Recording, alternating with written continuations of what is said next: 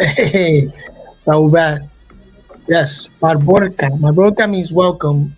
Ituno kinati auno means sisters and brothers. Rahubat, Warhab, welcome, Warhab, welcome to my Zamal U. Zamal U means my brothers, my sisters Zamal U and my Zamal. Bua, Wu, Zamal. So, mi hermana, mi hermano, bienvenido. You know, I just got off my Facebook Live. I know pretty soon I'll do it simultaneously for everybody, but right now I'm just using the simple StreamYard um, capabilities right now. You know what I'm saying? And okay, I get messages from time to time when I look away, and so I did that, and I went for about a good 40 something minutes. I'm gonna stay here 30 minutes. Reason why I decided to come on, like I said, because I'm doing the Saturday Night Live thing. I like Saturday Night Live. I always like comedy, especially that night, Saturday night. Also, one of my favorite bands, the Foo Fighters, is going to be on there. So I'm just interested. I'm a musician. I like to vibe with music and stuff like that, and I listen to many different types of music. This song is not going to be too detrimental to me and my tones and frequency, which I'm going to segue into that. So, you know, um, I'm going to start moving up to the other energy center. I did the Earth magnetic field, the Earth energy center, and the reciprocal of that would be the star energy center, right? And with that saying, it's reciprocal. It deals a lot with each other. It's sort of like ping pong like this. It goes back and forth like this, because your Earth magnetic field, when you ground, you anchor yourself, you seed yourself in certain different. Again, you use the star seed, you use your ideas of concept, and you seed it into your solar plexus, and then you Genesis, you ground yourself in order to get these ideas solidified. By grounding also and anchoring yourself, you protecting, just like the Earth magnetic field protects us from the solar winds and those strong electromagnetic forces. It protects. It puts a coat over it. It forms this atmosphere, our ionosphere. That's because of the Earth magnetic field. Now, and so in taking that and looking at our bodies, when you ground yourself, sometimes we can explode. Our ideas and concepts become so overburdened, you know what I'm saying, and it can explode. It can implode, what they say, or whatever. But when you ground it, you know what I'm saying, you take that time to meditate, you take that time to empty all that out, you take the time to meditate.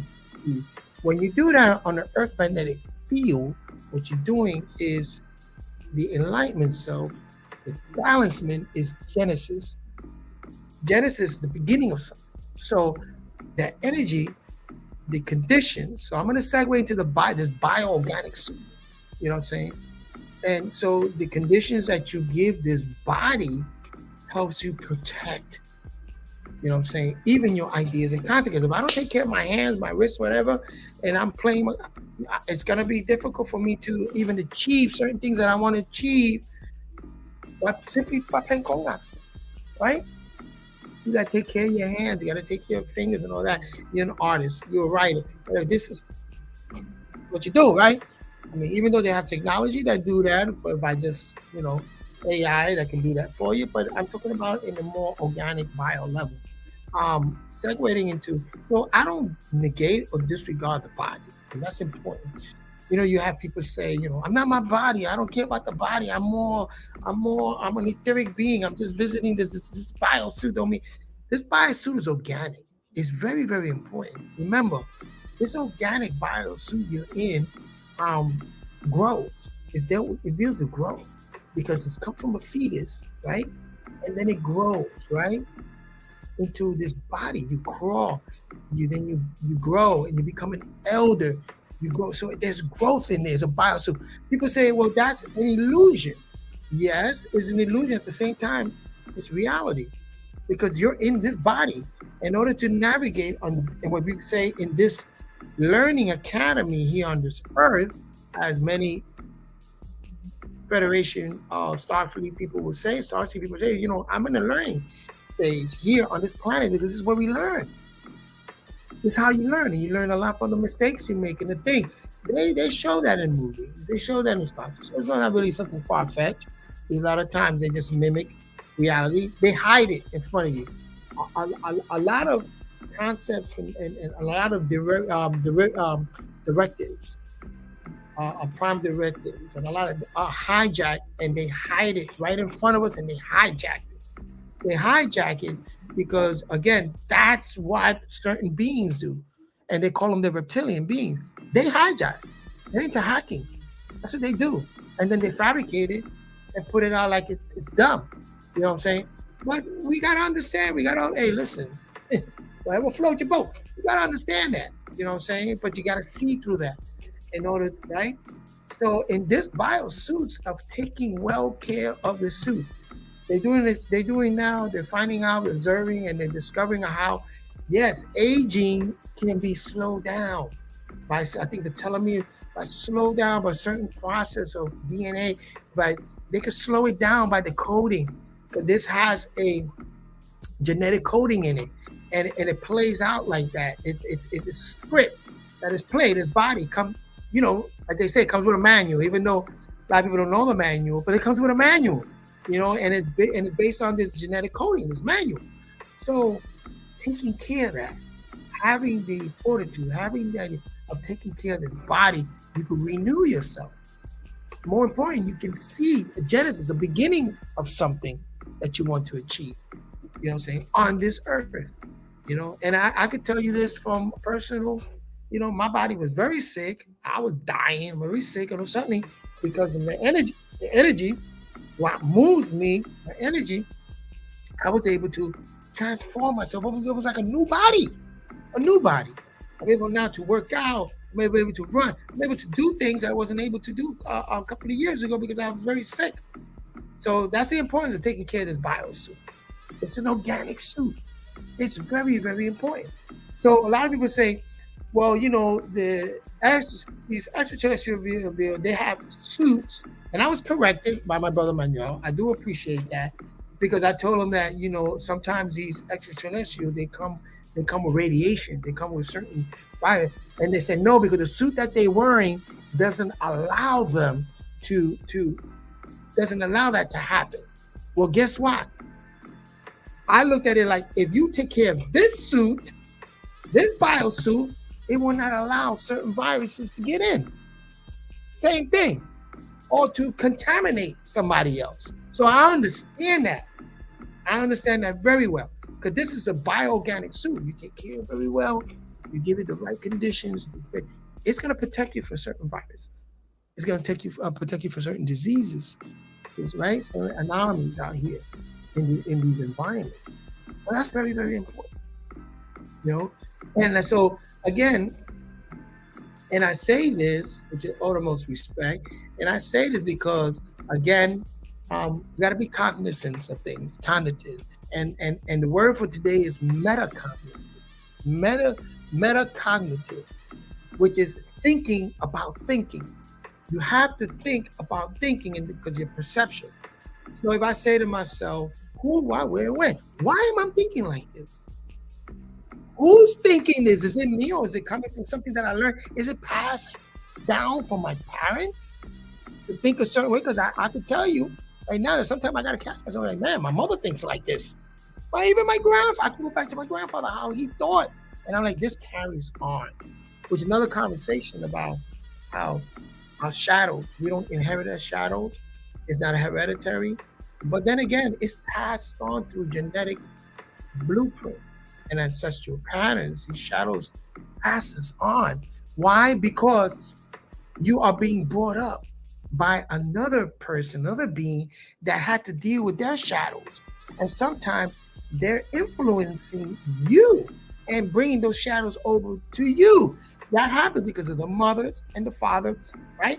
That's why I was having a conversation with my brother Hansu, and that's why sometimes it's incumbent, it's wise to even separate children from mothers and fathers. And I heard that conversation before. Why?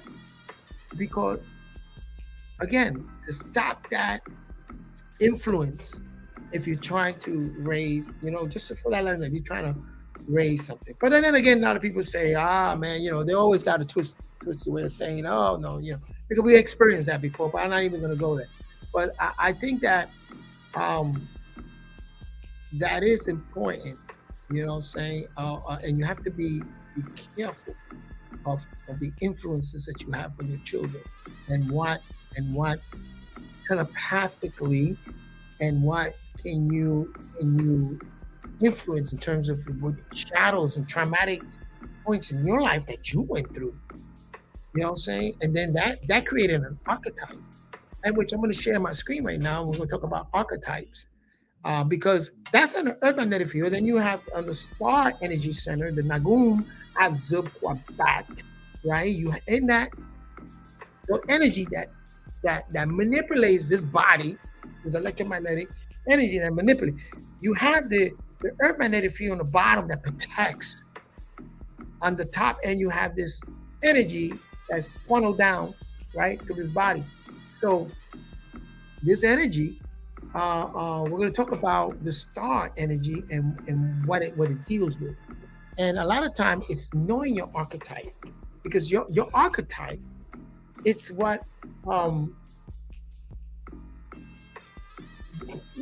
drives your personality and your character. You know what I'm saying? And when you're cognizant of that, consciousness of that, you get to know people's traits, characters, and their personality. And then a lot of times they're mix and mix. So let me share my screen for a minute here.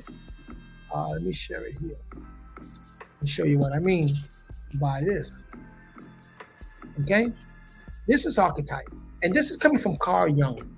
Carl Jung was a very, very, his work maintained over the course of all time for people. A greater understanding, remain both recognizable and timeless. He exhibited the further these categories. Okay, this is talking about Carl Jung. He's a noted psychologist, more than psychologist, a scientist, right? And he spoke about when they go into branding, and we're going to go over that. Man, I'm getting a lot. Ooh, man. Sorry, guys. I'm getting really, really, really huge tones and frequencies coming through. But anyway, these are the most common type of archetypes, right? This is the energy, the archetypes, the energy that's moving many, many personalities and characters, right? And it's just about knowing that, you know what I'm saying? Knowing it, and you get to know more of your etheric self, you know what I'm saying? And so when we go over there's like 325 different archetypes, but this is the 12 more common one, right? You have the innocent, the everyman, the hero, the outlaw, the explorer, the creator, the ruler, the magician, the lover, the caregiver, jester, and sage. Now let's take an example of these few examples. Now you're going to see that you could be a combination of a few of these, right? Sometimes you can embody all of this. You know what I'm saying? That's interesting, you know. But it just gives you when one person leans more to another type of person they are. So the innocent, why they always happy, and I've been there. Goodness, optimistic, faithful, romance, and youth, right? They exhibit that. You see people that are always youthful because they're innocent. Oh, that's an innocent person. You know, he's got that archetype. That's the innocent one, right? And again, when it comes to branding, because a lot of corporation knows this, they hack it. They know this into that energy center.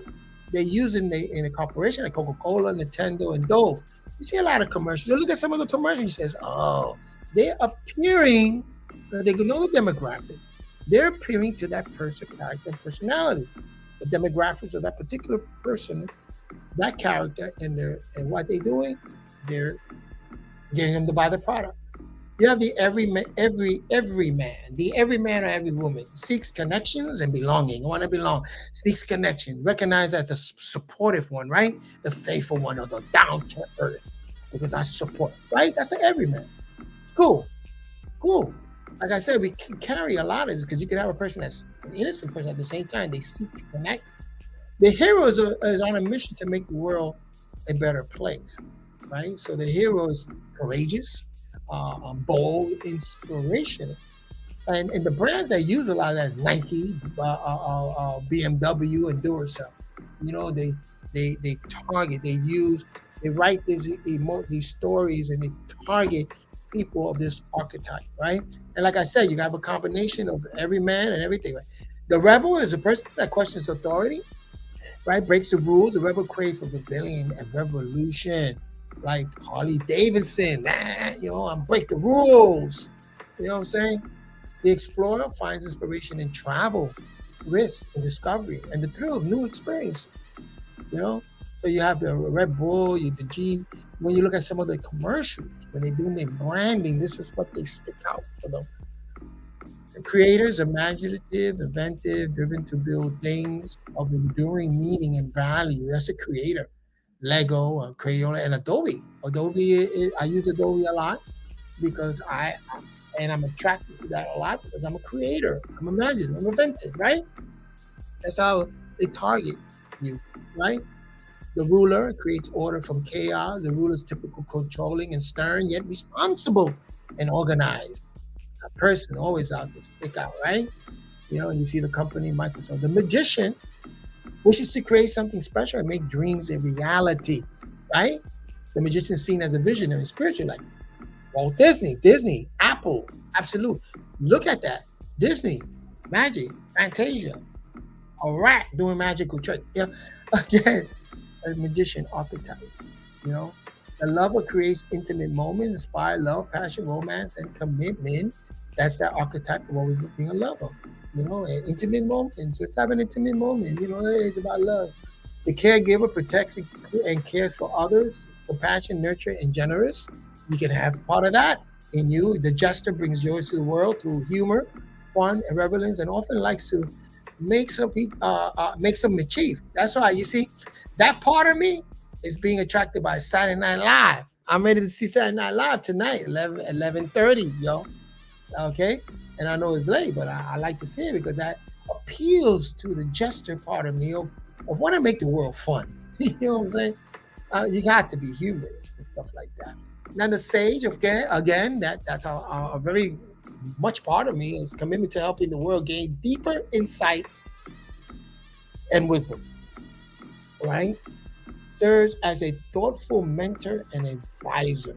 And then you see that PBS. It talks about companies like Google, Philips, and PBS that uses this in order for the branding, because this is dealing with branding. Okay, so those are just 12, but I'll tell you that's just 12. But then you have, again, you do have a combination, and you have like 325 different archetypes, right? And it could be even more than that. But the most important thing is that these are the 12 most common ones. And so, again, we spoke about the ethers, and later on I'll do something about karma and dharma and that, So in the Star Energy Center, that's your sole purpose. Is to live out your archetype. What do? You to live out your archetype. So as I speak to many people, and I could tell by a kid what kind of personality character that child's going to be by just knowing his dreams and his imaginative and how he plays. His imaginative, called the psychology of play. So same thing. That's how they observe you in school, and the same thing with every adult. You go to your childhood and see what do you imagine? How did you play? How did you imagine? What kind of dream, aspiration, when you locked yourself in the room, nobody was looking, you created that world on your own. People know I was very creative because I created a lot of things. And I was a protector too because I was into Bruce Lee. Many things that's you know what I'm saying? When you get to know this is again that energy it's the energy that moves your body. More moves your mental, your ideas and concept, right? Gives you that perspective. And then at the same time, when you develop those feelings and those the habitual selves, and you continue to practice, then that's that's what moves the body. You know what I'm saying? So again, we're primordial beings. We're in this biosuit, and at the same time, as primordial beings are etheric beings. energy. We are energy from the source. Energy from the source, having this spirit in this body, this very organic, this biosuit, organic suit. And according to these laws, agreement, we take care of that suit. A lot of us break the agreement because we don't take care of that suit. So we get sick, so we break. There's very important agreements out here, what they call nature agreements and metaphysical agreements, and so, which those extraterrestrial are very conscious of and know not to break. That's a prime directive. You know what I'm saying? So we plan ourselves, okay, within this biosuit. So yeah, I wanted to leave it there, because I wanted to think about, I wanted to really present about the archetype, and later on, we talk about the cardamom and the dharma before I head up to the next energy center, which is the root energy center, and reciprocal to that will be your crown. The root and the crown are reciprocal, and that's when you start getting into this field, contracted field. When you deal with the earth magnetic field, you deal with the star energy center, now you're expanding like that, right? But then when it starts funneling into this body and it all meets at the axis of the heart, and we're going to go through that, okay? Because everything reciprocal, but it all, the axis of it is the heart.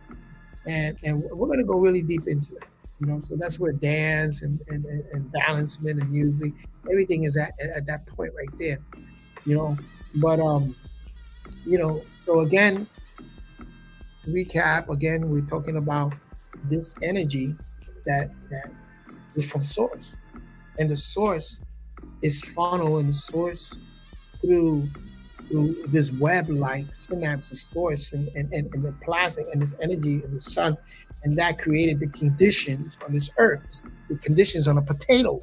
This earth is like a potato, and so on top of this potato, we're giving conditions that again, these conditions manipulated our bodies. This biosuit adapted to certain conditions. We are chameleons. We adapted to certain things. These conditions. There are certain beings on here from the Larry May. There's certain beings in here that can adapt to the conditions. They're more stronger to adapt to certain conditions because that's their genetic blueprint. That's what they were made for. You know what I'm saying? But then there are those that you say that are like weak, but it's not that they're weak. It's just that they have they have no interest they have no interest of diving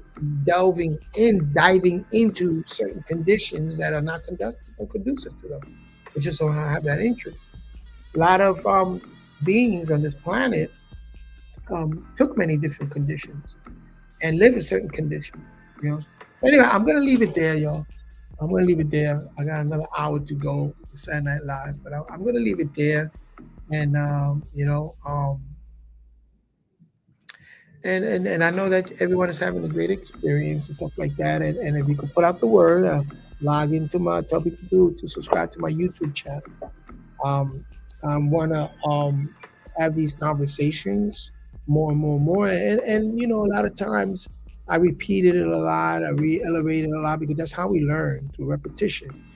And again, I think it's very, and I know that this is it's far from trivial. It's very, very important to really know.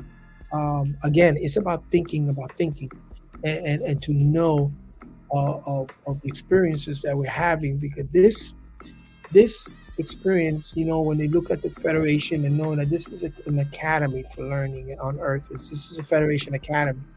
This is where you learn. A lot of extraterrestrial, a lot of beings from other constellations, sometimes they will come down and manifest down because they want to be part. Some of them come down as mentor and teaching, and some come down because they want to experience this three-dimensional. They want to experience this because they want to correct certain things in their life, correct certain things in their karma and dharma we're going to get onto later on. And so that's how it is. Um, Many hundreds of thousands of years ago, there was a mistake that was made. There was a war that was fought, and there was a mistakes that were made. You know, and because of those mistakes, now it splintered out into many different practices throughout many different countries. You know what I'm saying? And that happened when the Utla, or Atlantis of Tartaria, Utla and Mu, which is Lemuria, when a lot of that fell. And if it fell, the actual place fell, but the people spread out. That's what they call the students. The people spread out and took a lot of these signs all over. Now, where everything was concentrated on one civilization, maybe on the other civilization, very few civilizations in ancient time. Now it's spread out to many different continents. It's spread out, fractal to many continents. So a lot of times you have to go into the Native American Navajo folklores and that school of thought. You have to go into Islam also. You have to go into the bushes of Congo, and you have to study many different things. I'm now picking up the language of the Navajo. I think it's very important. A language. Matter of fact, that's a very interesting language. I just learned, which I knew there was a movie about it. That's the language that was used to win the World War II because of the code. Because it's written in code, and they couldn't break the code. The Japanese later on learned it, but they couldn't crack that code of communication, because it was like that was extraterrestrial. That's what they say, and they relate that also in their folklore, in their sayings, and you know what I'm saying. They say that this language, we learned it from the extraterrestrials, from these beings that came down and taught us this language, is these tones and frequencies that break that it's very hard to break that code. Matter of fact, certain schools, certain Navajo children was ousted, was reprimanded, and that language was not forbidden to be spoken on many different lands. Spoken, they couldn't speak it. But now, with the whole, again, the prime derivative, and now of the correcting of things, now we're picking up on these languages.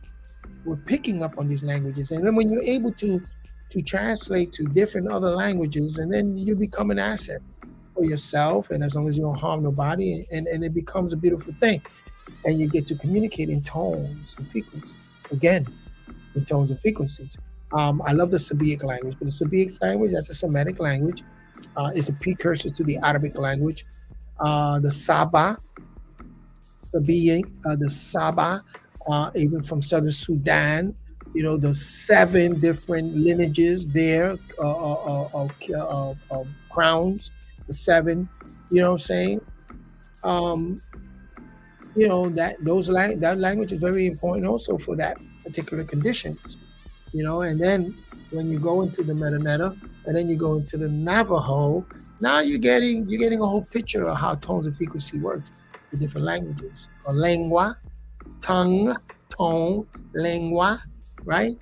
That's how we communicate. So we're gonna go real deep into that. I want to be able to say things in the Navajo language when we get to the part of communication, the throat energy center, the halak azupwabat, right? And that's Sabiic. You see when I said that? Halak azupwabat. The Quebec is the center of Quebec. That language, again, the Sabiic language, Saba. Let's say it's Syrians, the Sirius star A and B, the beings that came from Sirius. Now the Orions, the Orion belt, the reptilians from Orion is a different.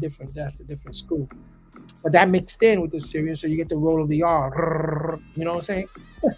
It's interesting, right?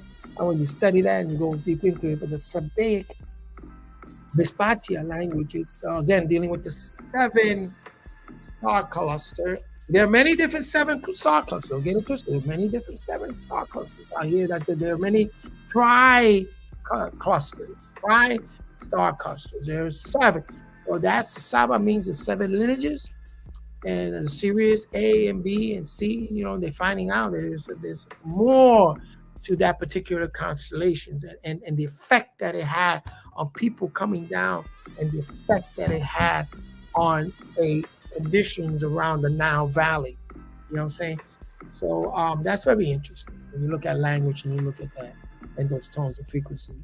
But again, the Navajo took that, and from Utla with Tatarian and Utla, where actually the Celtics, it's another offshoot. The Druids and Celtic knowledge, that's another offshoot. You know what I'm saying? That's another, because there was a lot of different remember, this is an academy. It was also known as in Utla, what they call Atlantis, the Greek called Atlantis. In there was a learning academy. They had temples, they had schools, and they had students, and so you had masters there that taught. And when that deluge happened and everything split up, a lot of the students took a lot of those practices and took it out throughout the world, down to the North America, those continents, and back down to all that. And then you have the mixing between the Ardabarians and the Arcturians in India. That's interesting. And then all the way to Germany, and the mixing between the Ardabarians and also the Palladians. There's a lot of mixing going on also. You know what I'm saying? Family lineages marrying with each other to create that federation. That's how the federation is built. When you deal with the federation, just like the United Nations, you're dealing with families.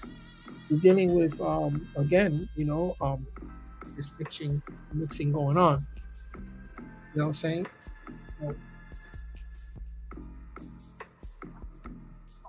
So very careful, saying these days. You have to be very careful of how you express yourself.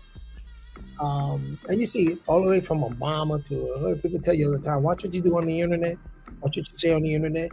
Because people say, just real quickly before I go and talk about channeling as opposed to just simply on the internet. So I'm very careful this day, because even though I do the practice of Ifa, and I practice Palo Mayombe, and not that I know about it. I practice, because I'm invested in the rhythms, but let me tell you something. You can get a lot of consciousness and insight because tones bring frequencies, and the carriers of consciousness. Tones, colors, it carries of consciousness. When you deal with the actual practice of Palo Mayombe, or Ifa, or the Santero, you have to be careful with the collective consciousness and careful with the tones that's going on. I said it's very important for the orator or the person that's doing the chanting, the yebo, I believe it is. After that. But you have to be very cognizant of. There have to be people who really understand the story behind a lot of these chants. You know what I'm saying? That's far from trivial. You have to know that. And then you have to be very, very careful. So I told that a lot to my padrino. I gotta be careful, man. When I'm singing these quarters, I gotta know what I'm saying. And sometimes you get somebody like one of the orators, like Dundun, he explains a lot of time. No, this is like what I'm saying is this and that, and tells you the story behind it. That's a beautiful thing, because again, those tones, you know what I'm saying, create agreements. Language creates contract and agreements, and we got to be very, very careful, because every collective body, society, organization has a certain language agreement that they have. You know what I'm saying? Nature has certain agreements and certain tones that it has. So I'm very, very cognizant of that. You know what I'm saying? Of how you create these agreements, because it's something that's going to always happen. You can't be a person, oh man, I don't want no agreements with anything. I'm alone. It's true. But nature, source, seems to be having an agreement. If I may say, I don't know. I have to check this out, because it's, again, the frequency and vibration when source is, and you're dealing with it. Maybe I'm wrong. You know what I'm saying? Now when I look back at it, I'm saying maybe source doesn't have any agreements or whatever, because it's just simply source. And now when we are in this holographic body, and we're navigating through here, and we're learning. There are certain agreements that we have to be aware. We have to be aware of, and learn how to overcome those agreements. That I can say. That I can. I don't know. I'm leaning more towards that. Um, and it's not breaking those agreements. It's just knowing those agreements, and going on another level with those agreements. You know what I'm saying? So yeah, but because nature has an agreement, nature has certain rules, regulations. Your body has certain agreements. There's certain laws and regulations. There's certain things that have to happen. You saw, like they say, time it is an illusion. But time it is an illusion, just like particles can be an illusion, and space, that vacuum, could be an illusion because it's caught up in this illusion. You to think that it's caught up in a vacuum. That could be true. I don't know. I got to really, really think about that one really, really hard. But time is a measurement. I lean more to the nature, the physics pamphlets, because it talks about time being as a measure, and the Asia and the measurement. It's something that can be extended. It's illusionary, so it can be extended. It can be manipulated. They manipulate time here on Earth all the time. You know what I'm saying? So it can be stretched, no doubt about it. You know, but the fact that it can be stretched is still a thing. It's still a thing. Is it from source? It might not be from source. You know, because source is that. However, everything is source. Okay, so it's just a matter of the perception. So yes, we do have to be careful of how we relate to source. What frequencies we give into source, because we're going to get it back, like a mirror effect. We're going to get it back. And yeah, I do affirm, yeah, that, you know, we're in this body, in this perspective, yeah, we do have certain agreements, but when you break those agreements, when you are in source and you really know the source, and you know, hey, I don't have any agreements or anything. I can not manipulate it. I can oversee all that. But that's a deep conversation. I don't even want to go there. But you know, we got to take this in levels. We have to take this in levels. Have to take it in level, because you might be finding yourself in you know, more alone and more in waters that more in a vein, and more in a trajectory where many won't be able to go. And a lot of times I like to integrate. You know, I like to integrate with people. I like affinity. I like to have likeness with people, affinity. Even though I'm with somebody, I'm still all the time going to feel alone, because the source is alone. You know what I'm saying? So it's just a matter of, again, the perspectives that we have. And be careful of that perspective. One rule of law that I say, make sure it doesn't harm anybody. Because sometimes by the way you think and the way you perceive and communicate, you can harm somebody. You can harm somebody by the thoughts that you have. You can harm that person. You know, telepathy is real. Telepathically, you're harming people that you really don't realize that you're doing, because of the patterns and thoughts that you're having. You know what I'm saying? So now I'm beginning to stand to reason certain things, and I begin to find out that I'm beginning to affirm that yes, with the source, if you're sourcing the source, there is no agreement whatsoever. There is no agreement, because it is source. It's only become an agreement because it's like a contract, binary contract. Is, you know, it's your perspective of how you perceive. So you have contracts with the community you're in, with your collective unconsciousness. Those are contracts. When you realize that, okay, I can walk through these different communities in society, and I have to be cognizant of their contracts, of their agreements, nature agreements, metaphysical agreements, because I'm navigating through that. But then when it comes to meditating more and knowing that those are just perceptions and agreements and perceptions that are illusionary, because we created within our mind, and we created within the collective unconscious. But when you look back at it and you meditate and you come back to say, that's so. You are source. We are all source in the source. So now all of that becomes irrelevant to you at that moment. At that moment. Okay. But anyway, with all that being said, man, hey, listen. I know you're having a wonderful experience and I know that you're learning because it's that's what this planet is, a learning academy.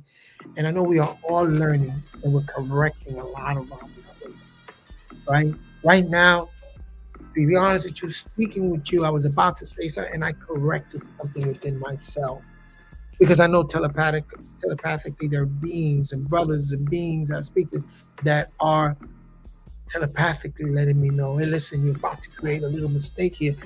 Correct it, correct it. And so I correcting myself a lot of times. You know what I'm saying? A lot of times. You know? With all that, all in blessings. I say all, I don't say peace. Not a peace. Let's do it all, right? And blessings, because that's best. You know what I'm saying? And before I go, I want to, well, no, I'm just going to leave it there. Anyway, all in blessings to you.